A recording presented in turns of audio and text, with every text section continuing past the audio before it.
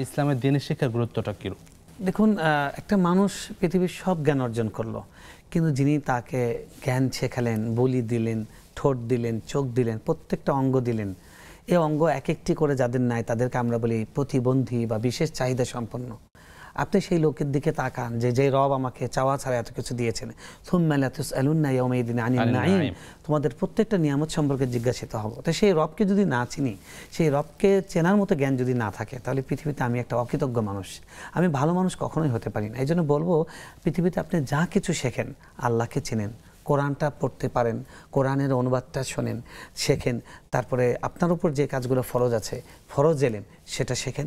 এটা শেখা ছাড়া কোনো ছাত্র আসলে আদর্শ ছাত্র হতে পারে না, তিনি যত ভালো ছাত্র হন না কেন। আর ক্যাম্পাস নিয়ে আমরা দুটো কথা বলতে চাই, সেটা হলো যে ক্যাম্পাসের লাইফে আমাদের ছেলেমেয়েরা অনেকেই বাবা মার কাছ থেকে দূরে থাকে। এই সময় স্বাধীনতা অনেক ছেলে মেয়ে বকে যায়। আমি বলবো, ভাই, আপনার এই যৌবন কাল সম্পর্কে আল্লাহ কিয়ামতের দিন জিজ্ঞাসা করবেন। ও আইন স্বাভাবিক, তোমার যৌবন সম্পর্কে জিজ্ঞাসা করা হবে যে তুমি কোথায় সেই যৌবনকে কাজে লাগিয়েছো। এবং যেই যুবক যৌবন বয়সে আল্লাহর ইবাদত করে, তাকে কিয়ামতের দিন আল্লাহ রাব্বুল আলামিন আজিমের ছায়ার নিচে তাকে স্থান দেওয়া হবে। সুতরাং আমরা যারা ছাত্রছাত্রী আছে, ইউনিভার্সিটির ছাত্র ছেলেমেয়েরা আছেন, আমি তাদেরকে অনুরোধ করব যে আপনারা বাবা মা কষ্ট করে টাকা দিয়ে গ্রাম থেকে যে জন্য পাঠিয়েছেন, সেটা নিয়ে ব্যস্ত থাকেন, পড়াশোনার দিকে মনোযোগ দেন। জাযাকাল্লাহু খাইরান শেখ, অত্যন্ত গুরুত্বপূর্ণ আলোচনা শুনছিলাম।